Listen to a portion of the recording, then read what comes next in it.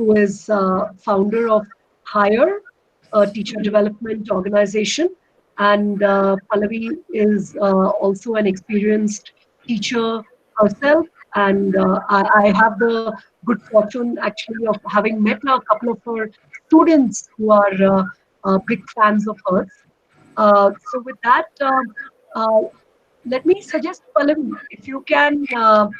uh, if you can maybe just start with a couple of minutes of introduction on what you are going to do in today's webinar.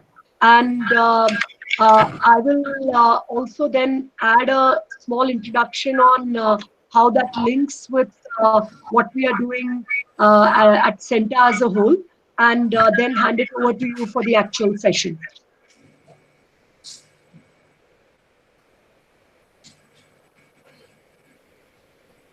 Hi, Ramya, and hello, everybody. Ramya, thank you so much for that glowing introduction.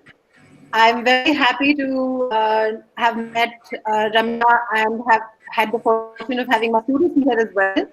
And to begin with, I'd like to congratulate all the teachers who've signed in today.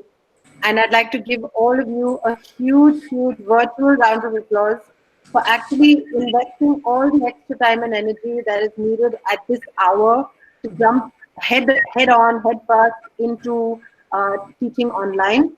And this may be something that is not something all of you are used to doing. For many of you, it may just be something that you've been thrust into. Some may have experience from before, but either which way, whatever past tech capabilities that you may have, it's great to see the kind of enthusiasm that teachers around the country and around the world are showing towards teaching remotely.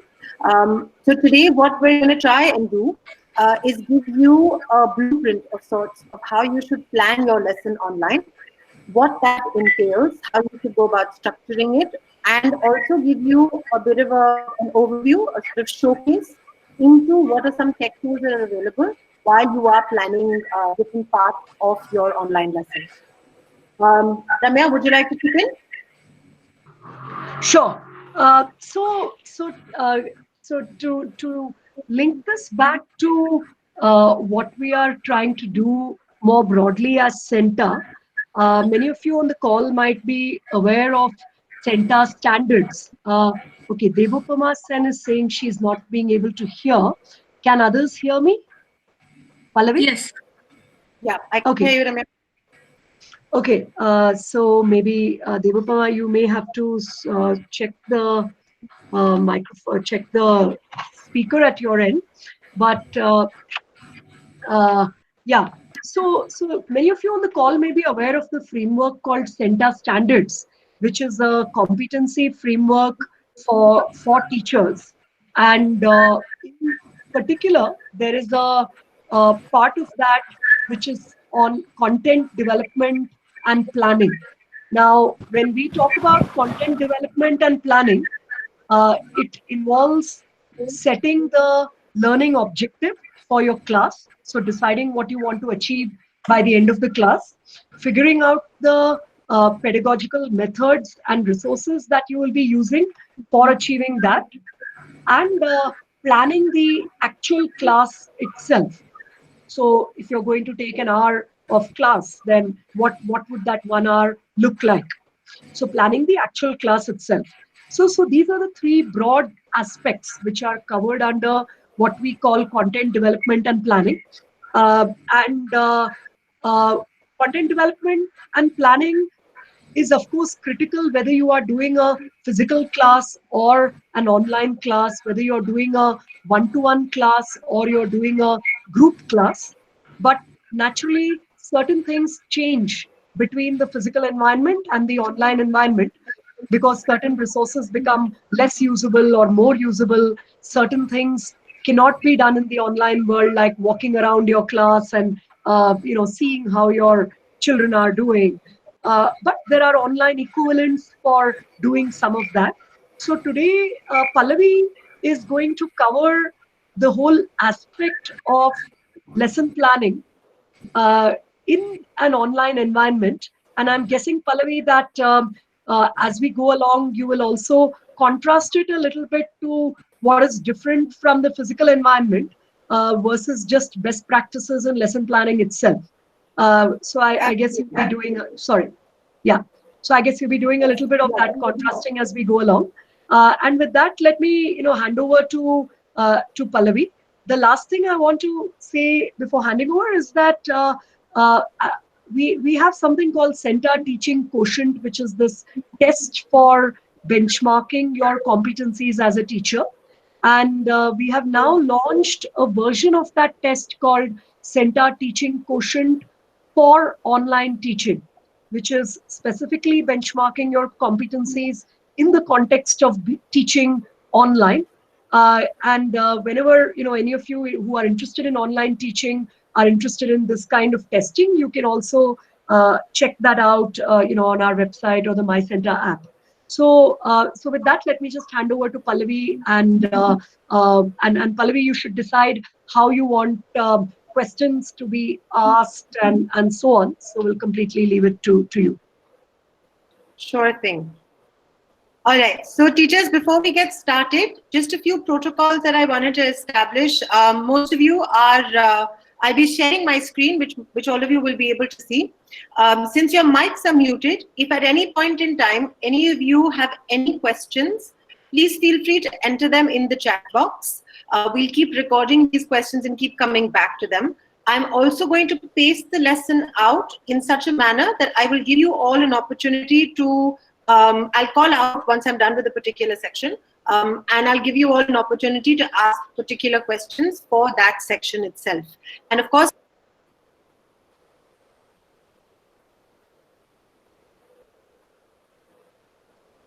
you'll be able to, hi, is everybody able to hear me? Yes. Yes. Was everybody able to hear what I said before this as well? No, initially you were muted for a second, ma'am. Okay, no worries. I'll just see that again. So over the course of the session, I'll be sharing my screen with all of you, and I will divide the lesson up into various sections. And as I keep wrapping up a particular section, I will keep adding, opening up the floor for questions, if at all you have any. Since your mics are muted, please use the chat box to ask any questions that you have. And if these pop up even while I'm explaining something or in the middle of a session, please feel free to put them out there, and we'll come back to them as soon as we're done with that particular section. Completed that particular section.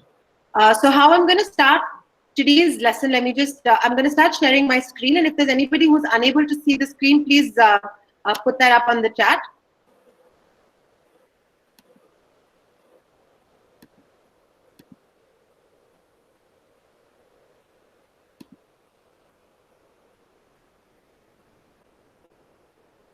So is everybody able to see my screen?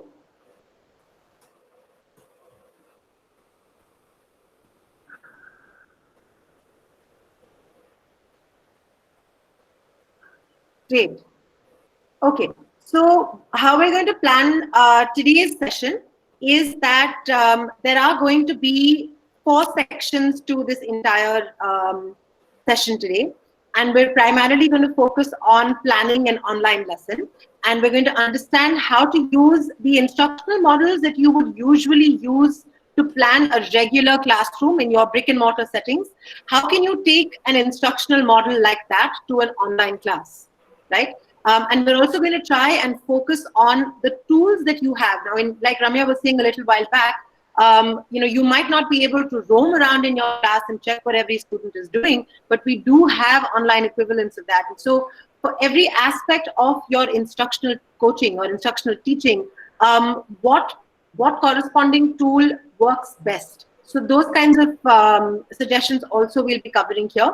And I will be doing a showcase of 2 tools, which I will also ask you to use one of towards the end of this session. So there will be, I am trying to build in a little bit of interaction so that you all don't just have to look at me and look at my screen here. So I'm going to go out and get started and ask all of you to, first and foremost, outline for me what your expectations from today's session are. And to do that, I've set up a small poll for you to be able to do. All you have to do is go to this website, which is menti.com. and you have to enter this code which is displayed on my screen right now. It's really simple. There's no signing in required. There's no entering your name or anything along those lines required. Just enter this code and you will be able to very quickly populate your answers there in a small little box which will show up on our screen as you keep typing. So I'm going to move to the Mentimeter screen now.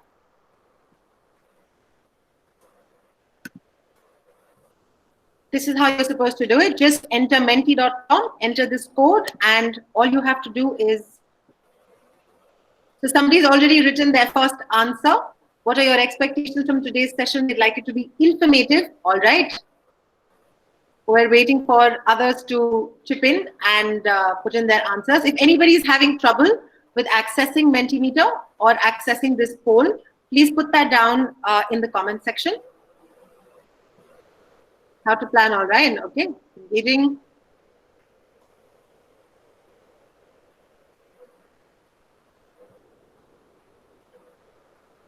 All right, teachers, we've got to make this faster.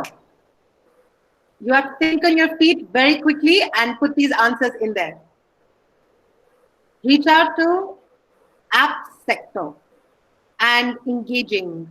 And you want to learn something new. Well, here's hoping you'll be able to learn something new. Effective teaching, tools to be used, delivering effectively.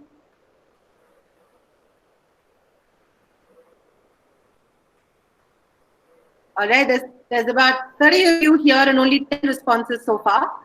So come on, I'm giving you guys another 30 seconds to finish this and then we're going to move on to the next. To plan quick 45 minutes lesson plan. Something that can be applied immediately. Wow, those are some very, very high benchmarks all of you are setting for this lesson. Let's hope that we're able to live up to that.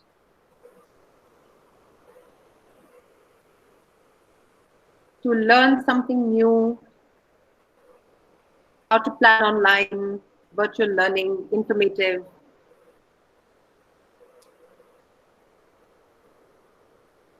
So there's a lot of engaging, there's a lot of optimizing online teaching, planning quickly. All of you want some quick fixes to problems that you have and solutions for those problems. All right, so we're going to try and give you some quick fixes. Okay, so as you can see, these are broadly the expectations that that we have from today's session. If you'd like to keep adding to this, think about this and add to it. I'm going to come back to this at the end of the session as well. And I'm going to go back to my presentation for now and help us move on and get started.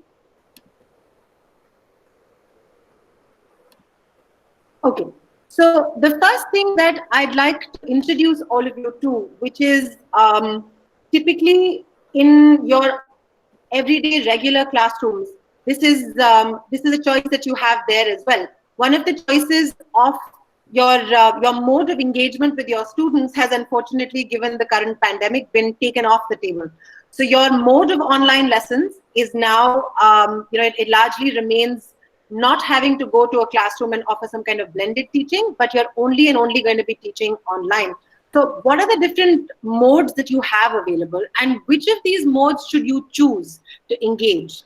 One of the things that I wanted to bring up here is that there are some schools out there who, and some of you teachers may belong to some of those kinds of schools, who have entirely moved to teaching online using video conferencing, using different webinar technologies and so on. Whereas there are some schools who are struggling to get all their students online at the same time. There are some schools who are still using email or WhatsApp or SMS technologies to send homework or send assignments to their children. Of these two modes is what I'm going to try and fit today's lesson into, which would typically fall into these two categories. The first one being synchronous learning, which is where you require all of your students to be online at the same time. All of your lessons are happening at a scheduled time. Perhaps sometimes schools adapt their own timetables to virtual class timetables online. So children log into certain video conferencing or web conferencing apps at the same time as they would have attended a regular class at school.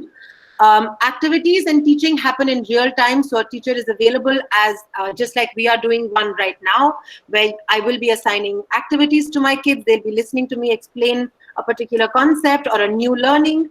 And some of the examples or some of the ways in which this happens is through shared whiteboards or virtual classrooms.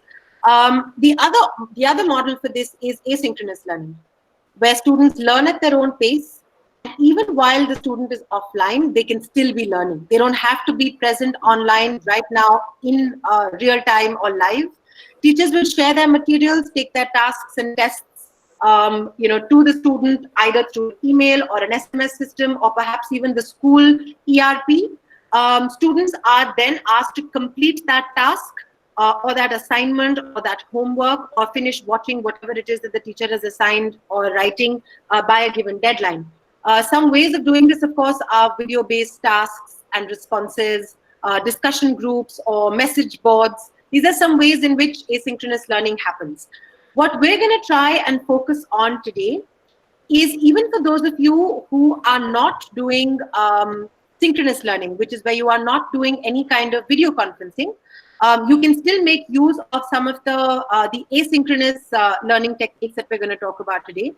Similarly, for those of you who are doing synchronous learning, what are some other ways, other than video conferencing, what are some other ways in which you can adapt asynchronous learning methods, where children can learn on their own time, they don't have to be present live in that classroom setting and be learning with you.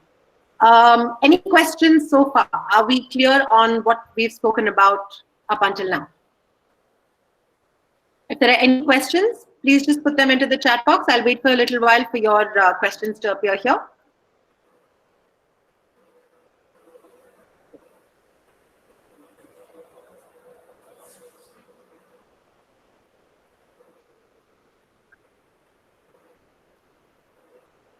Okay, if everything is clear, I'll move on to the next part, which is where I'm going to talk to you about how it is that you can structure these lessons, right? Be it synchronous learning or asynchronous learning, you need to have a plan. You need to have a lesson plan out there, right? And how do you break this up? So one of the things that I'm going to talk to you about today is how you can use the 5 E's of instructional design to actually plan a whole lesson, right? How do you plan this lesson? Using the 5 E's, which I'm going to break up you just now. This helps you go from introducing a new concept to explaining it, to elaborating on it, to eventually being able to assess students on it. Now, as we go along, you'll observe that there are different tools that we've assigned to each of these different parts, in which we'll break up and break down individually and independently. So what are the 5 E's of instructional design, and how do these 5 E's feed into your lesson plan? When you're planning a lesson, you're typically trying to either introduce a new concept, or you're trying to build on a new concept that you taught a little while back, or you're trying to get children to discuss it amongst themselves and elaborate on it and unpack new meanings, make connections with what's happening in the real world. And ultimately, you want to be able to evaluate them on it, right? So how do we do this online?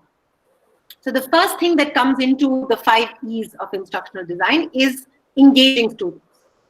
Now, this is easy when you're standing in person in front of your kids. Engagement is easier, right? But how do you do engagement when you're virtually present, or when you're trying to do something asynchronously, when you're not even there in person during a live web conference?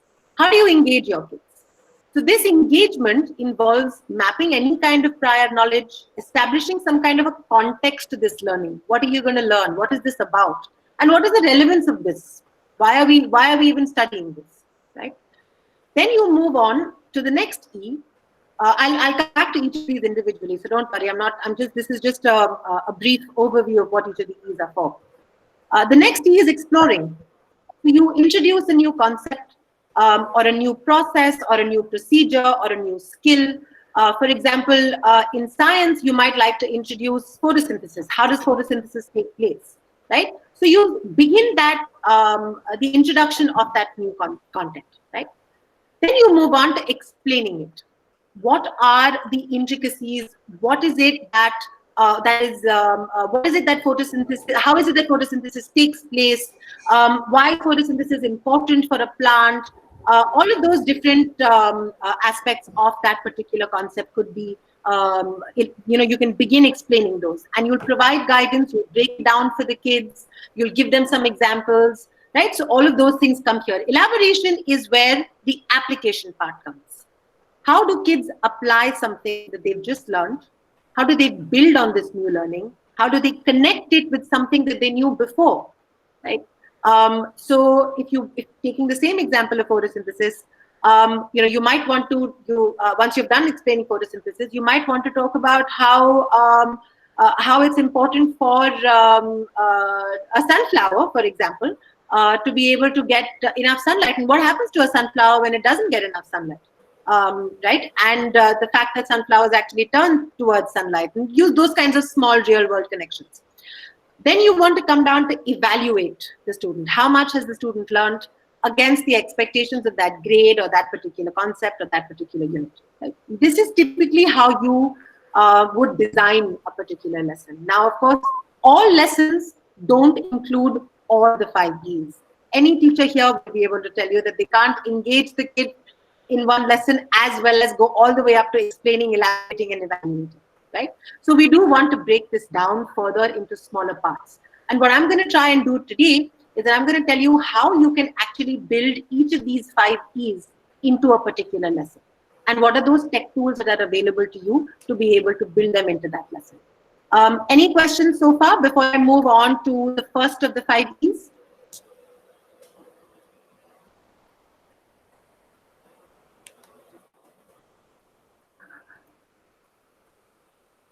I'm going to try and pop into the chat box and see how you guys are doing.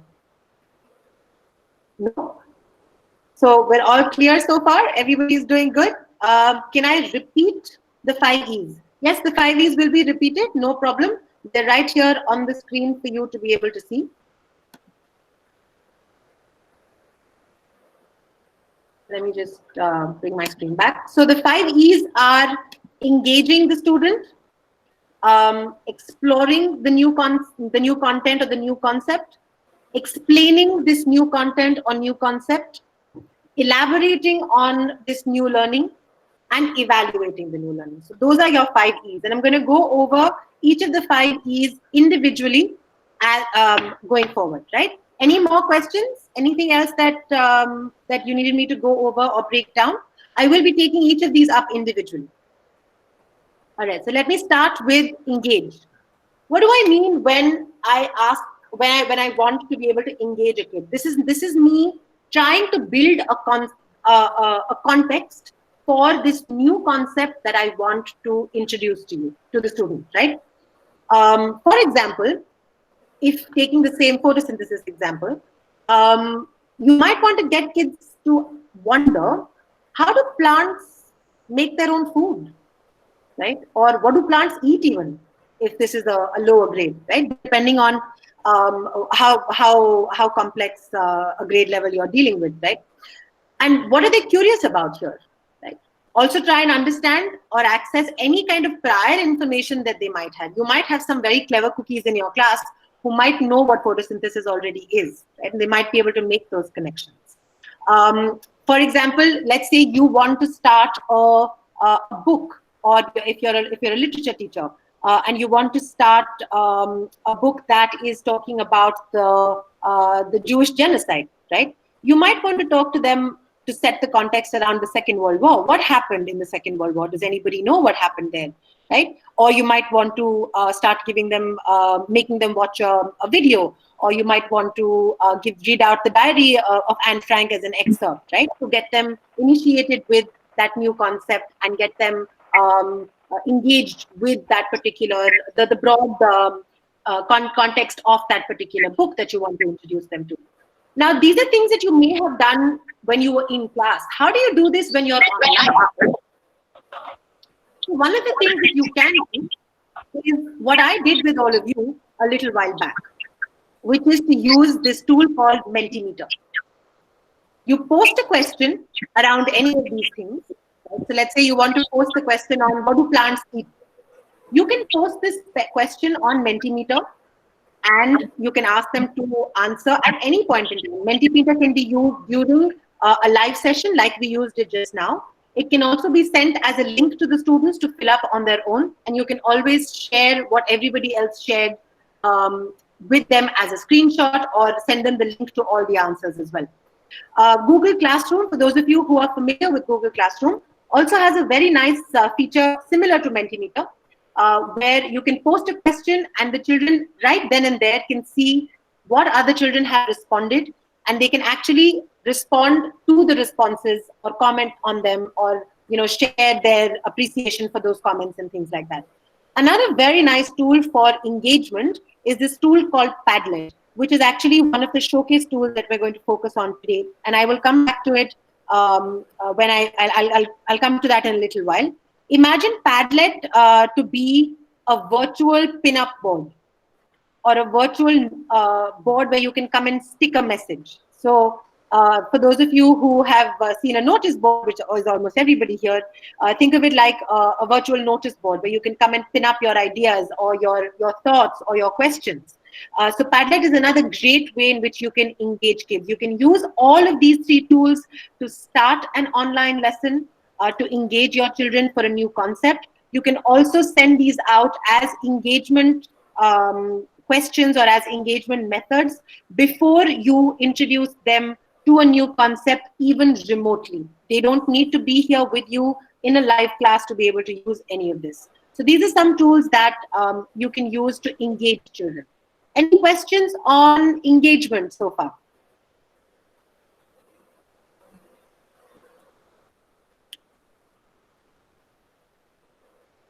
None yet? Are Padlet and Mentimeter free tools? Yes, Padlet is absolutely free.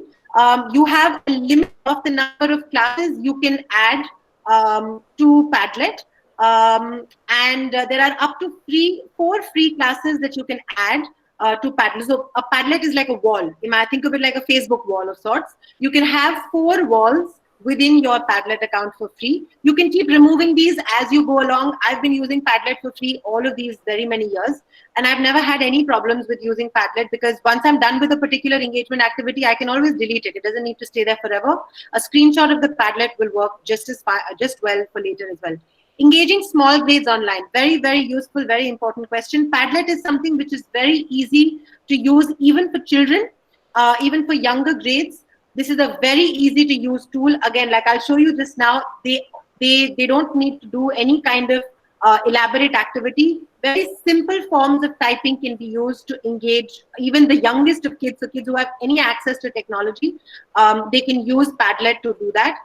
For a lot of young kids who are not able to articulate proper sentences, right? There is another very nice tool which allows you to doodle or draw, which is called Google Drawing. And that's also free. All they need is to have a Gmail email address. Sometimes you can just ask the parents to set that up for them. And they can send you whatever they think in the form of a drawing as well. For some of your other younger grades, I'll be talking about some other interesting tools as we go along. Any other questions on engaging?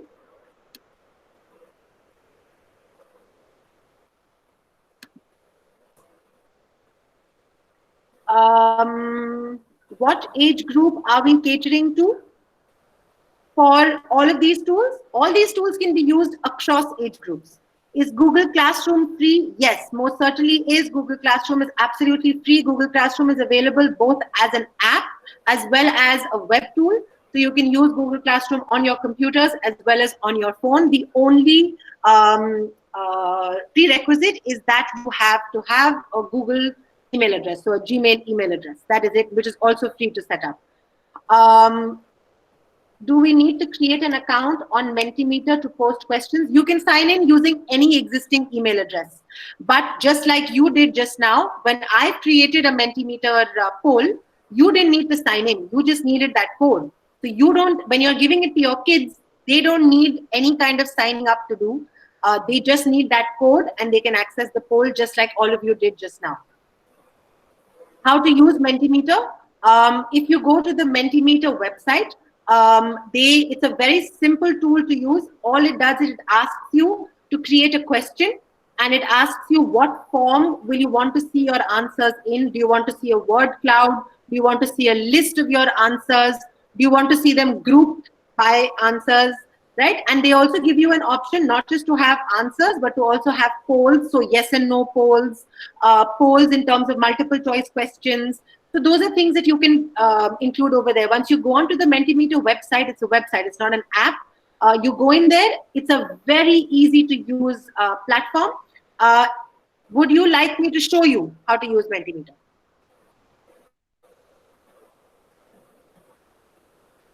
Yes, okay.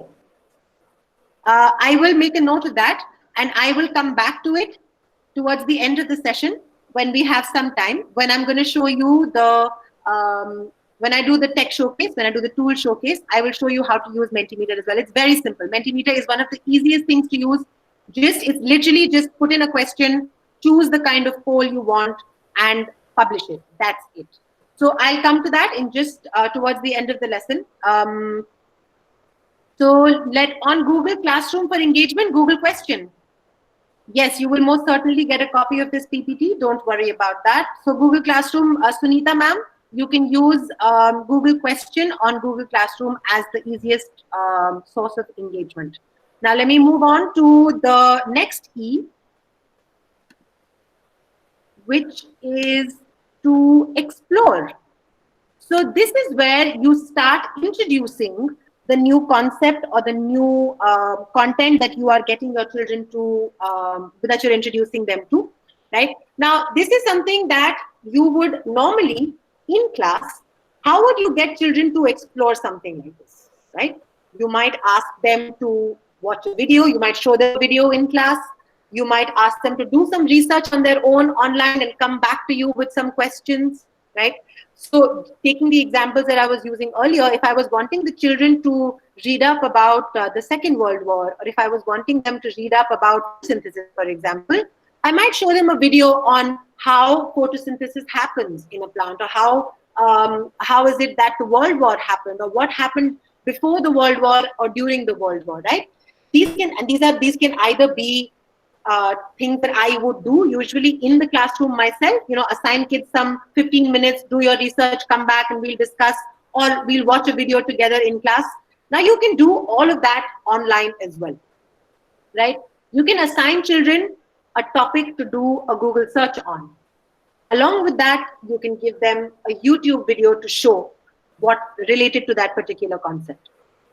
Newspapers and e-publications, you'll be very happy to know that a lot of newspapers and a lot of e-publications have actually gone free for the next couple of months, at least till the time that the current pandemic crisis we've not tided over that.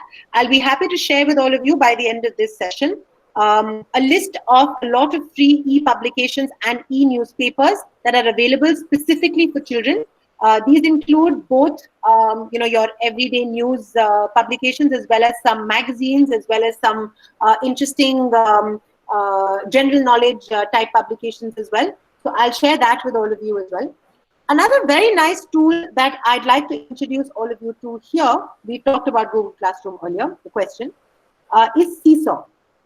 Now, Seesaw is a wonderful, wonderful tool which allows all of you as teachers to create an activity and share it with your children and have them do it at home in their own time. So Seesaw works as a very good tool for asynchronous learning and teaching.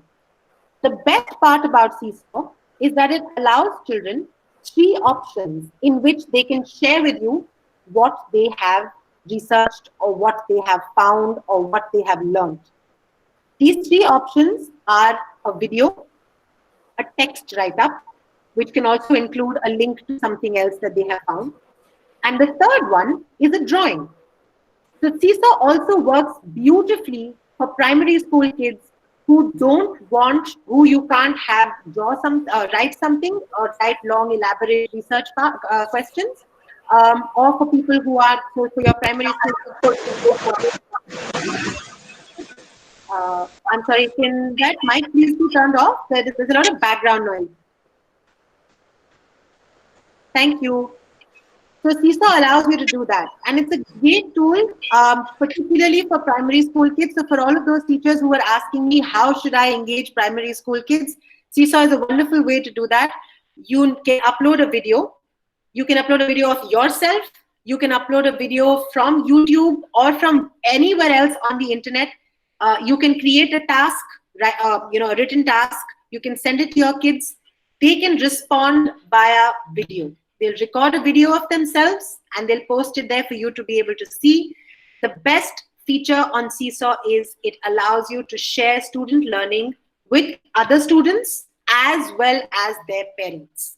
So this is a great way to tell parents what you've been doing with your kids in your classroom by real-time examples to show them what their child is doing. Of course, this will be something that would be a school-wide policy. There might be schools who don't want to share content with parents. There might be schools who are perfectly good with that.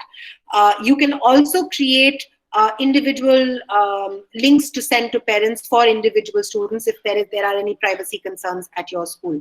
So exploration is, if you're planning a lesson where you want to do exploration, you can do all of these different things, both synchronously as well as asynchronously.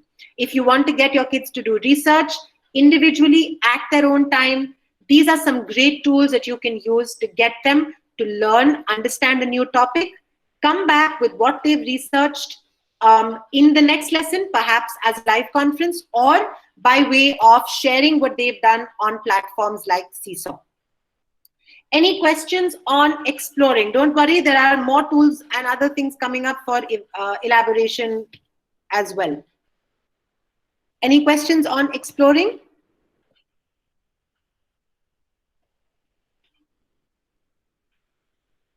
Can I show you a picture of Seesaw, Poonam ma'am? Yes, I most certainly can. I will come to Seesaw.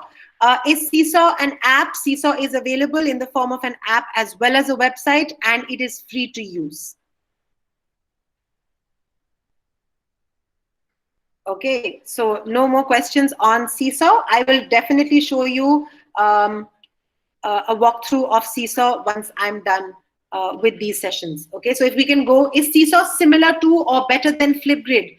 Oh, it's definitely better than Flipgrid, because Flipgrid allows you to only upload videos.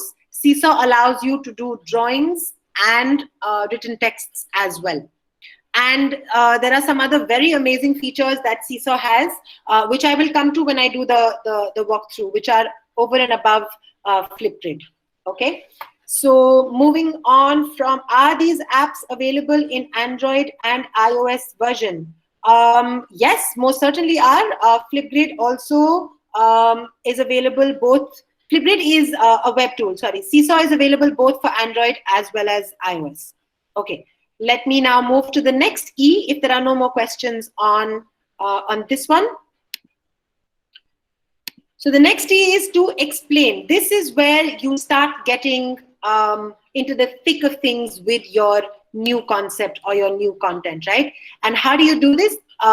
What it typically would include is either you have a synchronous session. So imagine what we are doing here right now. You would do something exactly like this with your students, right?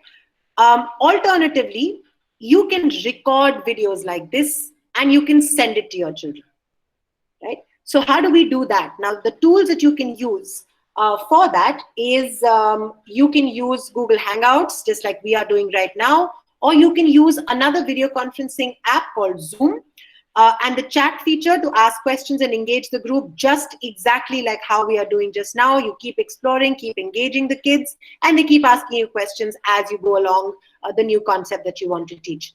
Screencastify is a great video recording tool. So let's say I wanted to send this presentation to you and not just me talking and explaining something, not just a regular video, but I wanted to show you something on my screen. I've made a PPT, or there's a document that I wanted to show you, or there's a nice graphic or some drawing that I wanted to share.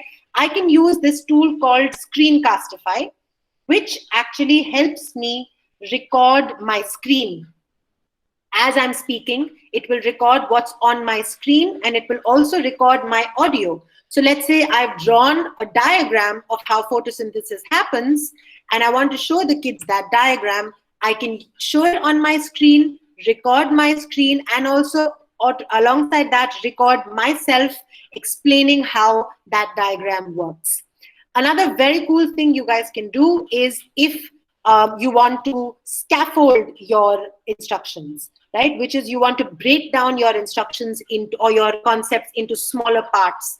And you want to make both videos for children who might be lower order learners, as well as videos for children who might be higher order learners or your advanced learners.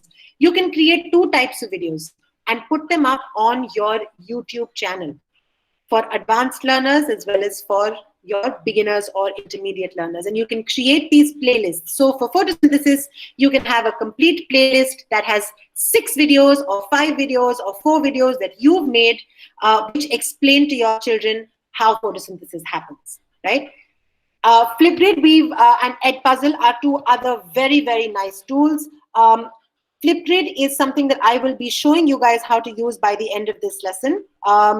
This is essentially a video recording tool where you give children an assignment and they record a video response to that assignment and they upload it. All other children can see these videos. They can comment on these videos again as a video response, and you can also leave a text response to your children on their videos and grade these videos as well. One of my favorite tools to use right now, because I don't always have access to my students these days, is Edpuzzle. Edpuzzle is another video-based tool to use. But the cool thing about Edpuzzle is that it actually allows you to intersperse your video content with questions at different intervals. So let's say the same video of the World War, right? The first part of that video covered what caused the World War II, right? So when that part is over, Edpuzzle will pop up a question for the kids, right? Which will say, please state the main reason why, please state the immediate cause for the Second World War's outbreak, right? Now the student will not be able to progress with watching the video till the time they've actually answered that question, right? And unless and until the student answers that question, you will know that the student has not watched that whole video. And you will also get a sense of, based on right or wrong answers, which part of this content did your student not understand well. So Edpuzzle is a fantastic tool to use for asynchronous learning, and I would highly, highly recommend it to everybody. Edpuzzle is absolutely free to use, and you can use your own videos. You can use videos from anywhere on the internet, and you can assign them to children using Edpuzzle. It's a fabulous, fabulous tool to use. Highly recommended. And a great tool to use for a lesson that you are planning where you want to explain a new concept to your children. Any questions on explaining so far?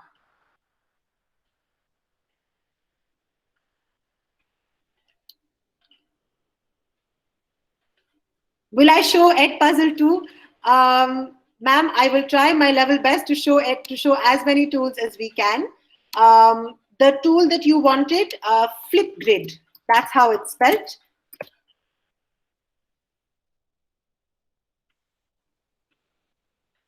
And so hopefully, can I monitor the students' progress on Edpuzzle? Yes, that is the best part about Edpuzzle. It will give you all the answers that the student has written, and you will be able to see how much of the video the kid has seen, how many answers were right, how many were not right.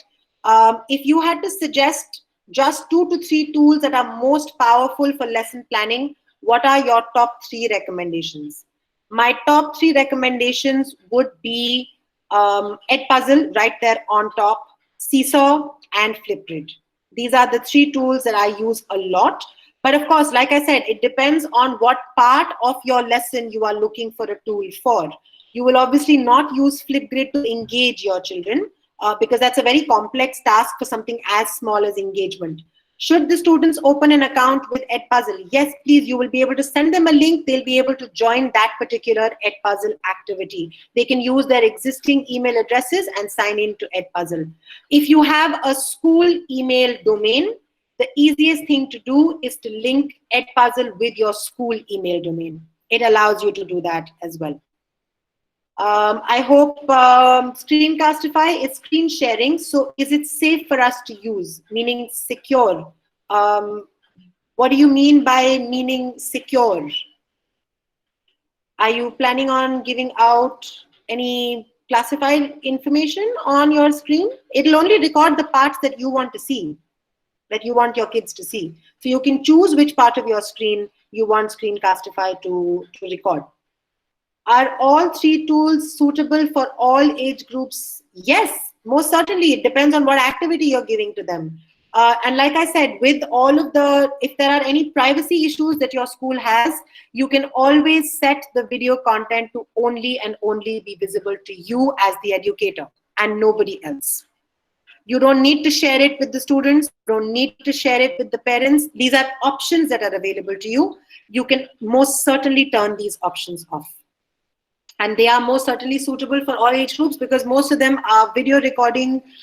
They have video recording options. And today, all kids are able to record videos. And parents are also able to assist with something as simple as video recording because we can assume that most parents do have smartphones.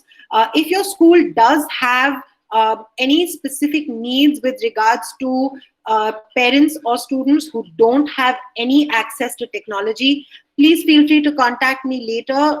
I'd be happy to help you out with strategies that you can use for teachers or for students and parents like that. Okay, so should I move on to the next E?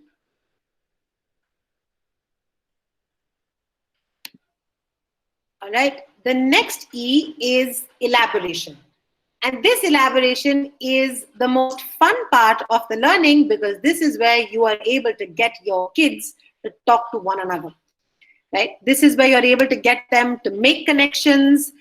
You are able to get them to establish these concepts in a real world setting, connect them to life outside of your classroom with the real world, art, literature, music, apply learning to any kind of new situations. So we've been seeing a lot of educators actually using the current crisis as something that students can actually respond to as a learning. So many, for example, there are digital technology teachers who are asking their students to respond by creating a website. This is of course for advanced grades, by creating a website which can share information on precautions to take at the time of a pandemic, right? You can even get children to design posters or write poems around this current phase that they find themselves in. How is life different right now, right? And they can share with one another as they go about doing this. And the most amazing part of this process, this elaboration process, and as we would all know and acknowledge as educators, is that children learn best when they are able to share their learning and when they are able to apply their learning. So this elaboration part actually allows you to do both of those. So it builds into your lesson activities that cater both for children sharing with one another as well as children creating something new or designing something new or designing a solution to the real world problems that they have around them, making connections to movies and to literature and art and so on and so forth. And what are some of the tools that you can use for this? Flipgrid again is a great tool to use for elaboration. You can have children respond to each other's work.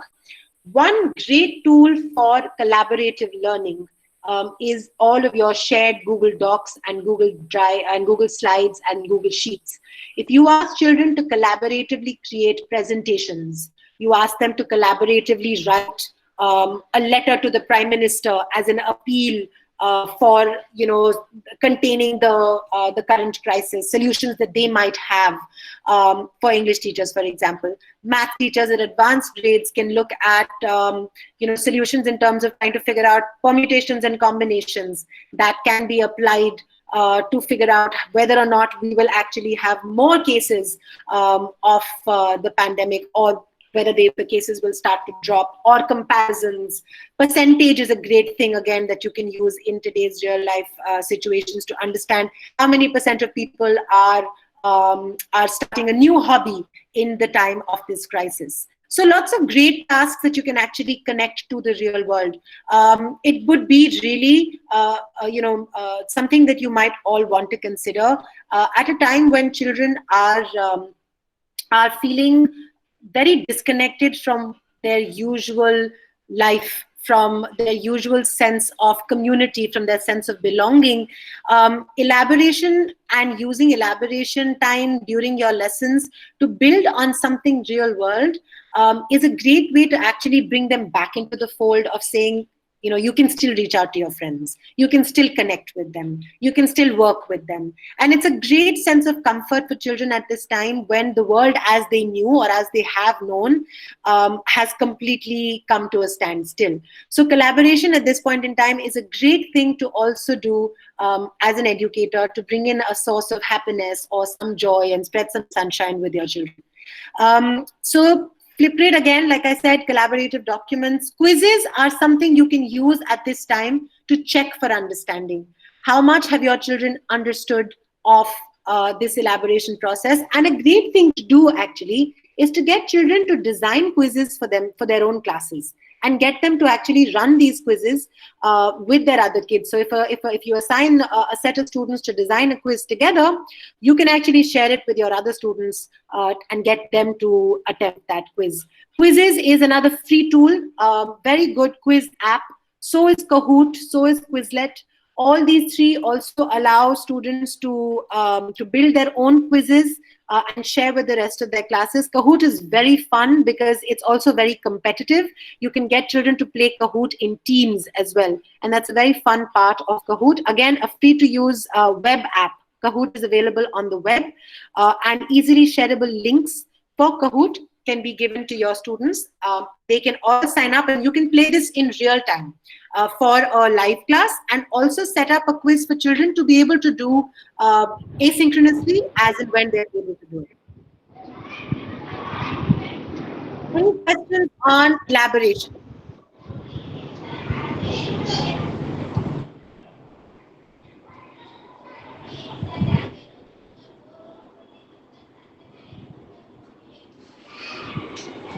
Does anybody have any questions on elaboration?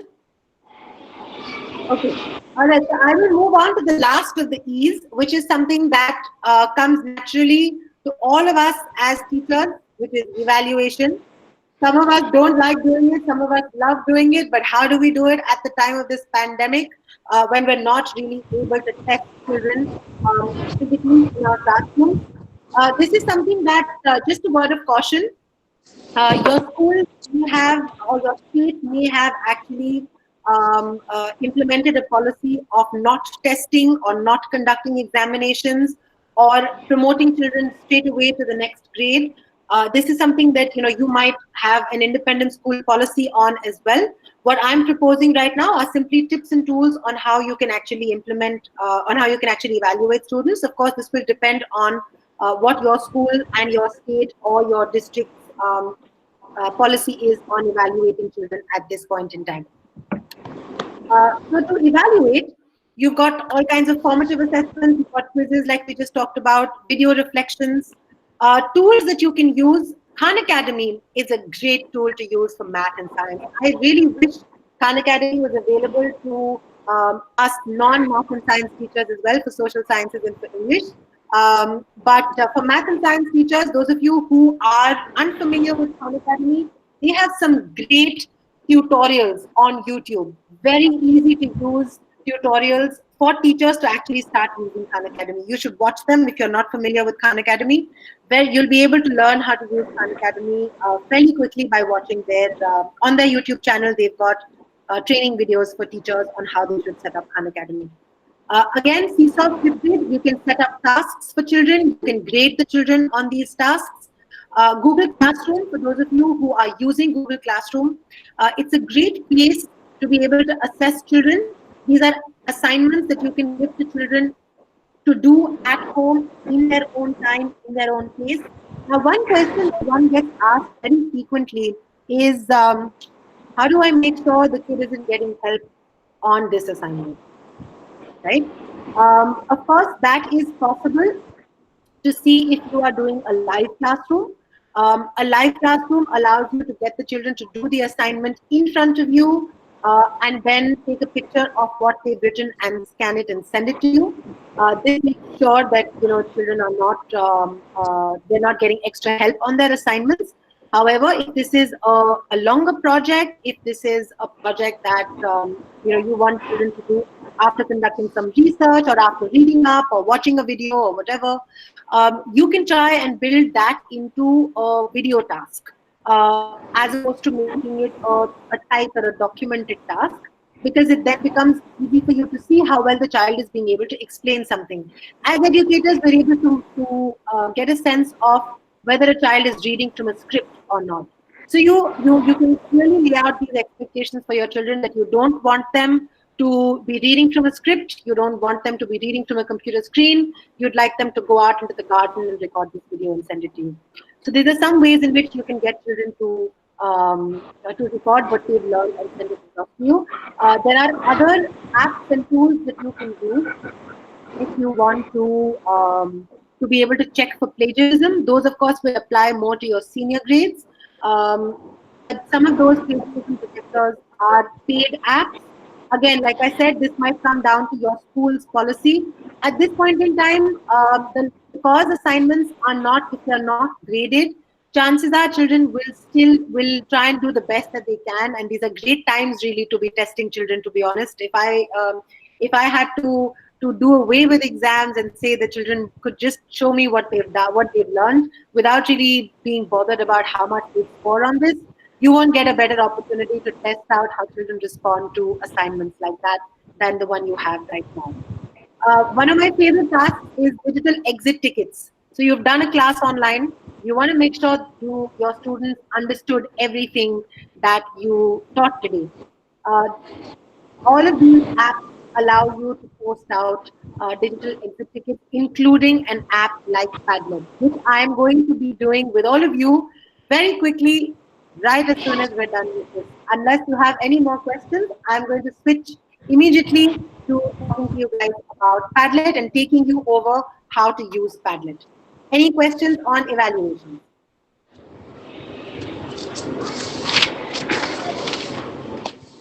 Pallavi, just to sorry to interrupt. In terms of the time, we are at 6 o'clock, and Yes. I realized that for most people, we had blocked it as a 1 hour thing. Do you think we would be able to wrap up in, say, another 5 minutes or so? I can try and wrap up in 5 minutes. Alternatively, one of the other things we could do, Ramya, is that for people who wanted to see the apps, we can actually perhaps do another session where people can sign up specifically to see how each of these apps work. Alternatively, if you are willing to extend the time, if for another 5 or 10 minutes, I can at least take everybody over Padlet. Maybe the teachers might like to ask. Can we take a quick check on whether 6:10 is okay for everyone if we were to close at 6:10?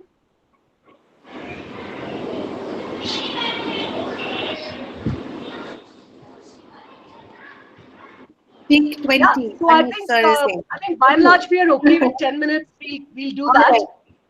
And, okay, so and you all wanted to anyway take another session at some point. Yes, that sounds great, Ramya. I think right now might be a good time for you all to also tell me if there is an app that you would like me to show you how to use. I know somebody said Multimeter. I did have a Padlet task put out. So, okay, if I could take a poll on Padlet, is Padlet okay with everybody? Should I move ahead with Padlet? It's a very easy to use one, so maybe we can start with something easy. Okay, Padlet is right. All right, so let me show you first up how a Padlet can get created And then I'm going to ask all of you to put something down on a Padlet that we've created just now. Okay. So this is what your Padlet dashboard would look like. Can you all see my screen? Ramya, are you able to see the screen? I just want to make sure it's been switched.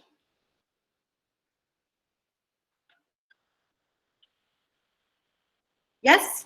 Yes, Pallavi, it's Everyone? visible. Yeah, the screen is Great. visible, Pallavi. Okay, lovely. All right. So just to get you all started, if you can all see, there are 3 options on top here. This is after you've signed in using your email address. You can either make a new Padlet, you can join a Padlet that you have been asked to write something on, and you can see the gallery, which is all the Padlets that you've created. You can see here, I've created 2 Padlets already. Okay, these Padlets are, think of them as Facebook walls where children can come and write something and post. So let's start by making a new Padlet. When I want to make a new Padlet, I go on make a new Padlet, and these are the different options that I get for the type of Padlets I can make. I can either make a wall where you can pack in content in a brick-like layout. You can make a canvas where you can scatter different things and connect them. You can make a stream which will read just like your Instagram feed or your Twitter feed or your Facebook feed.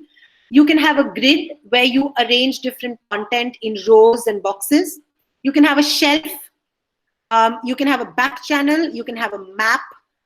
You can have a timeline. So map is a really cool thing to use because this is a nice activity that I did a few days back with my students, where I asked them to post photos of where they had been in the world on this Padlet map.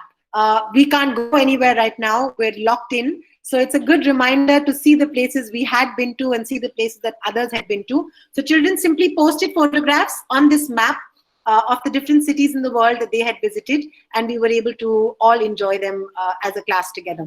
Timelines work really well for history teachers, for English teachers, for science teachers also, to understand inventions or to understand the history of a particular time period, from 16th century, for literature teachers to understand plot progressions, what happened when and how the plot progressed.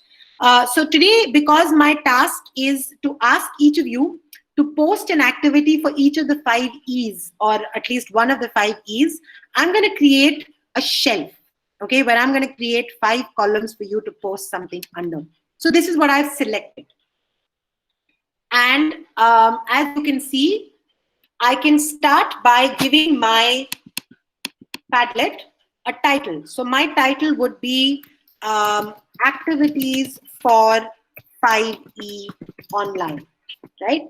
And this is a description where once I share this with everybody, for example, I can write the description here.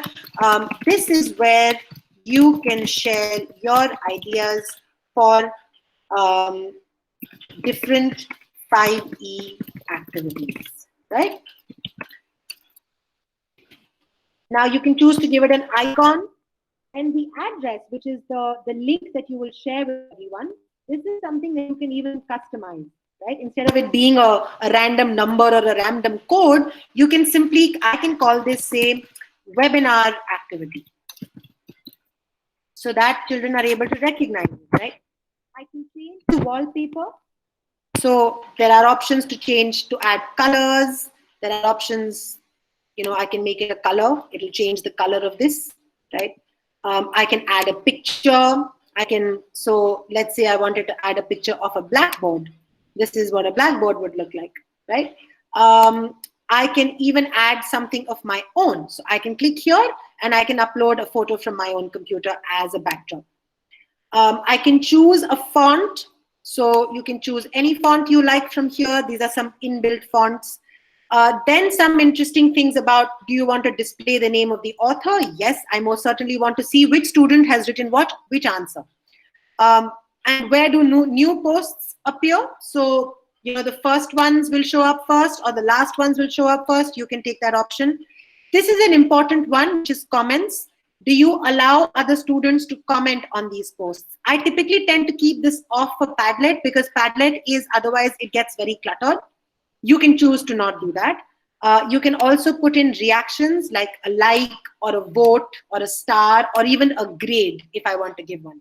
Okay, so for this particular activity, I'm activating the likes.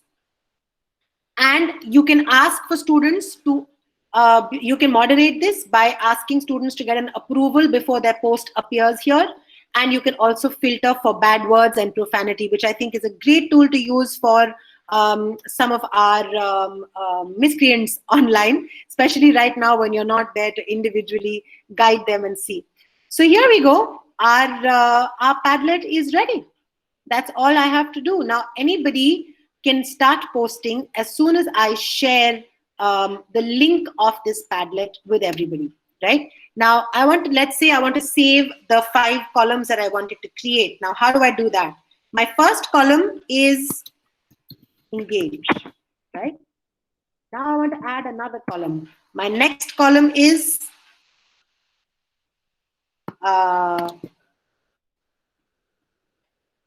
what's my next column? Anyone? Explore. Any answer? Oh, great. Explore. My next column is explain. Then I've got elaborate. And of course, the last one, evaluate. Okay. The minute you want to add anything to any of these columns, all you have to do is click on the plus sign here. Let's say to engage, I will use Mentimeter. All right. I can upload a link. I can upload a file. I can upload a photograph. Okay. And that's it. This is saved. And somebody can come along and even like it over here. So what I'm going to do now is I'm going to share this link with all of you on chat. Everybody can please leave a nice little post here for all of the rest of us to be able to see. How do I share this? Right? I can copy the link or I can email it. I can share it on Facebook, on Twitter. I can also share it on Google Classroom directly, or I can also send out an email. Okay, so in this case, I want to send it as a link to all of you. So I'm going to insert that link right here in our chat. There you go. You should all be able to access this activity. If somebody is not able to access it, please post it here and let's wait for all the different results to appear on the board.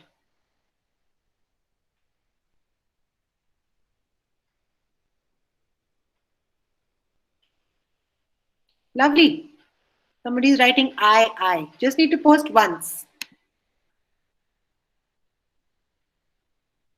Oh, there you go. Are you all able to see my screen? So you see all the lovely posts will keep getting populated here. And this is a great way for everyone to be able to see what other children have to say. And you can ask them all kinds of questions. And you can even share this with others, not giving them the option to add something, but simply to view it as well.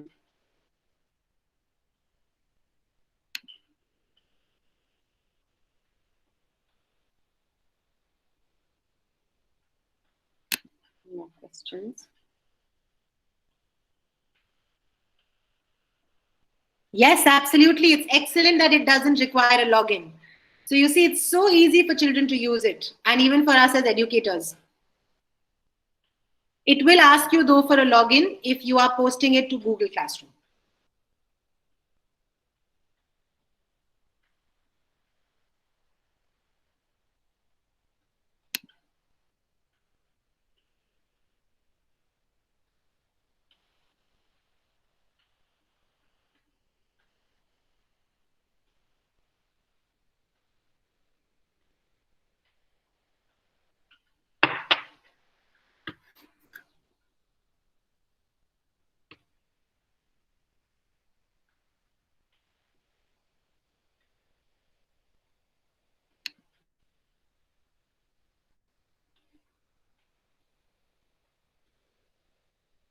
Sonal ma'am, I'm so glad you felt that way, that this is right, your takeaway. Anybody has any questions on how this works? Anything else that I can answer? Since we need to wrap up and Ramya's time clock is running.